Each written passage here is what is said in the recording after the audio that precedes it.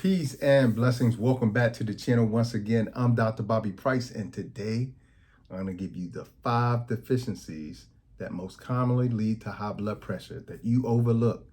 High blood pressure, aka the silent assassin. That's the nickname for it. All right. That nickname is very fitting because it's the #1 risk factor for the #1 cause of death for all humans around the globe. And unfortunately, most people with high blood pressure don't know it until they get their blood pressure checked. Okay? Because it's very little and very subtle signs and symptoms of high blood pressure. Okay? Now, we often go into the doctors and get a checkup, or we go in for something and they check our labs, and the labs come back and the doctor says, hey, you're deficient in this. Okay? Now, what people don't understand, 2 things. First of all, whenever you're deficient in something, they give you a tablet or what have you, a supplement, whatever it may be. The unfortunate thing is most of those supplements come from places that the body really can't recognize those supplements because they're not natural in their origin. Okay? Case in for instance, iron supplements and calcium supplements often come from rocks. Okay? And I'm not even like embellishing it. A lot of those supplements often literally come from rocks. Now, our bodies only recognize organic matter because our bodies are organic matter.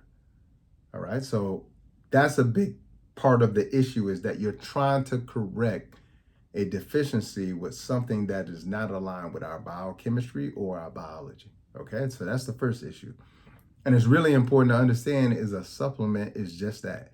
It is a supplement to, okay? It's something that you add on to, all right? It's not the foundation of what you need to correct something. The foundation is your lifestyle, in particular, your diet, all right?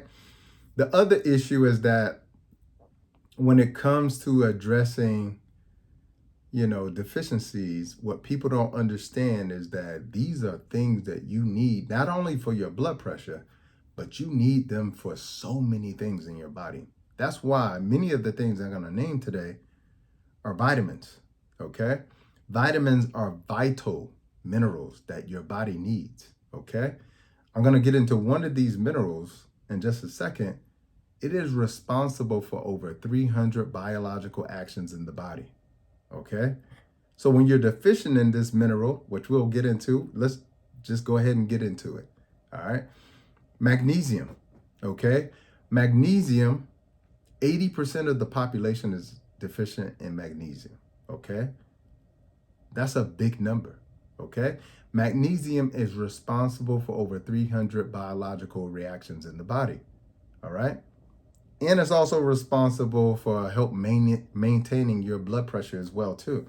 It does this by relaxing and widening the blood vessels, okay? Because when the blood vessels get constricted, it makes it more difficult for the blood to flow through them, okay? And magnesium is like the chill pill to our blood vessels.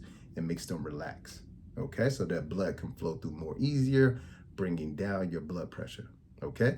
It also prevents vascular damage that could lead to the blood vessels getting stiff and hard instead of elastic, okay? Again, if they constrict or they become hardened, all right, this could make it more difficult for the blood to flow, the river of life, okay? They also, all right, so magnesium also can block calcium channels, okay? So when you're producing too much calcium, which we'll get into in just a second, it can lead to issues, okay? One of those issues is it can lead to calcification. Now, that could be caused by a lot of things, not just what's in your diet. It could be caused by the fact that you are eating a very acidic diet. When you're eating very acidic, it's going to cause the calcium from your bones to leach out, meaning the calcium in your bone, where 99% of your calcium is in your body, 99% is in your bones and teeth. And when you eat a very acidic diet, and the standard American diet is very acidic, then unfortunately you're going to start to leach out calcium. This is what can lead to calcification of the blood vessels. okay? And magnesium can help to prevent that. All right, so when you're magnesium deficient, it is something that you have to address. And most people, when they're trying to address their high blood pressure, all they think about is salt, decreasing their salt, okay? Which is a part of the issue, but it's a part of the issue in the fact that unhealthy chemical salt is in most processed foods, okay? But the real issue in many cases is the fact that you don't have enough of these vital minerals, okay? So magnesium, number one. Number two, vitamin D. Vitamin D also plays a critical role in sort of maintaining your blood pressure as well, too. All right. It does this by regulating a system, particularly in the kidneys. It's called the renin angiotensin aldosterone system. Okay. This is what's balancing fluids and balancing your blood pressure. Okay. Hugely important. Vitamin D also helps to regulate your calcium. It actually helps calcium absorb into the bone. So when you're vitamin D deficient, you won't be absorbing the calcium like you need to, and then you get the calcification of the blood vessels, which means they become very hardened and stiff. Okay, this is what leads to a heart attack. Okay, hugely important. So vitamin D, huge portion of the population who are copper tone melanin like myself, almost 80% of the population, 76%, is deficient in vitamin D. But this also runs true for even people who are fair tone skin as well too. So if you've been told that your vitamin D levels are low, you have to address it. All right. Number three, and we talked about this one a little bit earlier, but calcium. Calcium deficiency could actually lead to you having high blood pressure issues. How?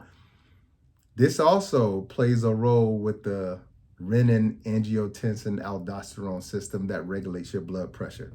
But calcium will actually stimulate this system to increase your blood pressure. It also increases parathyroid hormone, okay, and calcitriol or calcitriol, okay? This will actually increase your intracellular calcium, okay? Calcium will actually cause your blood vessels to constrict, okay? Calcium causes your heart to pump harder, okay? Now your heart is working harder, okay? Because you are having an issue with your calcium, okay? So it's really important to understand if you have a calcium deficiency, it could be a result of a vitamin D deficiency, okay? It could be a result of an acidic diet. It's not, the answer isn't always to consume more calcium in the form of a supplement or your diet, okay? But it has to be addressed, okay? So that's number three, calcium deficiency. Number four, and this is the one that I most often see, is a potassium deficiency. All right. Potassium regulates blood pressure by easing the tension in the blood vessels. All right. Hugely important. So the same way that magnesium causes the blood vessels and the tissues to relax, calcium does this as well too. All right. It actually, when the potassium levels are low, all right, it will cause the blood vessels to constrict. Okay. And a lack of potassium will also lead to an increase in sodium. Okay. Sodium being salt in the body. So a lack of potassium leads to an increase in salt, which a doctor most often tell you, hey, decrease the amount of salt in your diet. But it could be the fact that you're not getting enough potassium in your diet. All right. That's causing your sodium levels to be too high. It could be that you're not even eating enough salt. And I did say enough salt because if you eat the right kind of salt actually has a lot of minerals in it, okay, instead of being an issue for your blood pressure, okay? But that's a whole nother discussion. But in our cells, we have what's called a sodium-potassium pump. This sodium-potassium pump will move 3 sodium out of the cell, and it will move 3 potassium into the cell, meaning this will help the blood vessels relax, okay? So it's critical for that as well too, and regulating fluid volume, okay?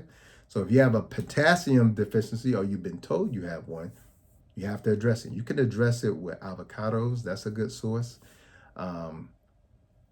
Coconut water. That's my source of potassium. I drink a lot of coconut water, but you can't get it in those Those cartons that have sugar in it or has been pasteurized, you have to get fresh coconut water, okay? Coconut water, I do believe, has one of the highest amounts of potassium in it, bar none, okay? So drinking coconut water can help your blood pressure, all right? And then finally, number 5, a deficiency in structured water. Now, you're probably saying, what the hell is structured water? Let me explain. Structured water will most often come from your foods that you eat or the foods that you don't eat, which is why you're dehydrated. Because when you're not drinking enough of the right kind of water, you will be dehydrated. Most people are hydrating with the wrong kind of beverages. Most people are hydrating with coffee, energy drinks, caffeine, sodas, diet, this, that. All of these things will dehydrate you. Eating too much sugar will dehydrate you. So a lot of people are drinking things thinking they're hydrating themselves, but they're drinking beverages that actually dehydrate them. So it's important to get your water, first of all, drink the right kind of water and a high quality water. But in my opinion, the bulk of your hydration should come from your food. All right. Cucumbers are 92% water. Watermelon, 90% water. So making sure you get your veggies in is going to be very critical as well too. Lettuces are going to be the vast majority water as well too. So this is why getting those greens, getting the cucumbers in, getting the melons in is very important, okay? Because you're going to get a structured water, not the kind of water that you get out of the tap. That water is unstructured. And there are ways that you can structure your water that you drink. Like even when you drink it out of a bottle, you could actually structure your water with sunlight. That's been proven. But drinking structured water, or essentially stop being dehydrated. When you're dehydrated, that is going to cause you to have high blood pressure. All right. And the important thing is, as when you're dehydrated, your blood volume is going to go down. All right. And in an attempt to keep your blood pressure regulated at a normal level, when your blood volume goes down, it's going to cause your blood vessels to constrict so that it can push the blood through. Okay. All right. So that's going to increase the thickness of the blood as well, too. So the thickness of the blood will get thicker as well, too. That's really, really important. So staying hydrated and making sure you get a lot of your hydration from your food. When you overcook your food, just think about it. When you put something in the pot or the pan that has water in it, as soon as you start cooking it and heating it, the water runs out of it, right? All right, so that's why it's important to eat fruits, vegetables in their original form. All right, get a smoothie in, get a juice, get a fresh cold pressed juice in, fruits, salads. These are the things that you need to get in your body because this is what's really hydrating you. So these are the 5 deficiencies that I see most often when it comes to high blood pressure. All right. So I want you to comment below if, one of these sounded off for you, you have this deficiency, and tell me which are the things that you're going to implement into your new lifestyle so that you can start to make sure, even if you don't have high blood pressure, to prevent high blood pressure as well too. All right. So last thing, big announcement tomorrow. All right. Friday, tomorrow. Tomorrow is the final day to join my group detox. It is the last day to join my group detox. So if you haven't heard about my group detox, I do a group detox 3 times a year. That's it. All right. The next one coming up is coming up at the beginning of January. Okay. Inside of the group detox, you get a meal plan, recipes, access to an online support group, me coming into that online support group to coach you as a group, me doing the detox with you, and a ton of other value as well too, including my 30-day group detox. My 30-day herbal detox. So you get the detox itself as well too. All right. So if you're looking for something to transform your health going into 2026, this is a great option. All right. So just go to drbobbyprice.com, you will see the 30-day group detox option. Select that one, and then I'll see you inside of the group detox on January 1st. If you have not, hit that like button, share this with somebody, because everybody in their family has somebody who has high blood pressure, and that is the #1 cause of death for all of our loved ones and everybody around the world. So this is a video that needs to be shared. All right. If you have not hit that subscribe button, become a part of the family, I need you to do that as well too. That's how you show me love, and that's how I keep showing up for you. All right. So hopefully you enjoyed the video, you learned something. Until the next time, peace and blessings and Godspeed. Take care.